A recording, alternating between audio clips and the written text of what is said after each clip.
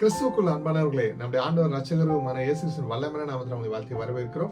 இப்புதிய ஆண்டிலே முதல் நாளிலே உங்களோட தேவனுடைய வார்த்தை பகிர்ந்து கொள்வதில் மகிழ்ச்சி அடைகிறோம். இன்றைய வேத தியான பகுதி வாசிக்க தெரிந்து கொள்ளப்பட்ட வேத வசனம் ஏசாயா 43 அதிகாரம் வசனங்கள் 18 இருந்து 21 முடிய.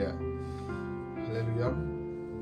முந்தினவைகளை நினைக்க வேண்டாம், பூர்வமானவைகளை சிந்திக்க வேண்டாம். இதோ நான் புதிய காரியத்தை செய்கிறேன், இப்பொழுதே அது தோன்றும், நீங்கள் அதை அறியீர்களா?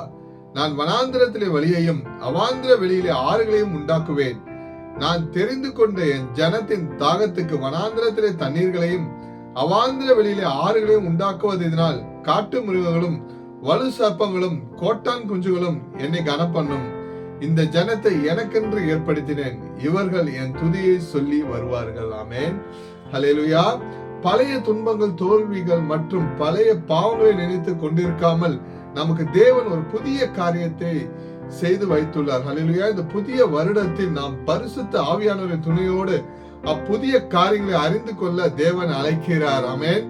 பாலைவனத்தில் வழியையும் வறண்ட நிலத்தில் நதிகளையும் உருவாக்குவது போல தேவன் நம் கடினமான சூழ்நிலையிலும் ஒரு புதிய பாதையை உருவாக்கி வைத்திருக்கிறார். தேவன் நம்மை போஷிக்கும் போது நாம் தேவன் செய்த அற்புத அடையாளங்களை எண்ணி இந்த புது வருடம் முழுவதும் தேவனை துதித்து ஆராதித்து மகிமைப்படுத்தும் போது தேவன் நம்மில் பிரியமாய் இருக்கிறார். ஹல்லேலூயா. நம்மை அழைத்த தேவன் உண்மையுள்ளவர். உங்கள் அனைவருக்கும் இனிய ஆங்கில புத்தாண்டு நல்வாழ்த்துக்கள். ஆமென். நம்முடைய கர்த்தராகிய இயேசு கிறிஸ்துவின் கிருபை உங்கள் அனைவருடன் கூட இருப்பதாக. Wish you happy new year.